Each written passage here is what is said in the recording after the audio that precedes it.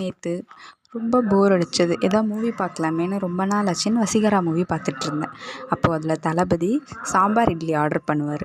அந்த சீனை பார்த்த உடனே எனக்கும் சாம்பார் இட்லி சாப்பிட்ணுன்னு ஒரு ஆசை வந்துருச்சு. சரின்னு உடனே போய் அவசர அவசரமாக ஒரு சாம்பார் ரெடி பண்ணிவிட்டு இட்லியை ஊற்றி இட்லியை எடுத்து பார்த்தா இட்லி சாஃப்டாகவே இல்லை. இட்லி சாஃப்டாக இருந்தால் தானே அந்த சாம்பார் இட்லியே டேஸ்ட்டாக இருக்கும். அப்போது என்ன பண்ணுறதுன்னு தெரில. உடனே அம்மாவுக்கு கால் பண்ணேன்.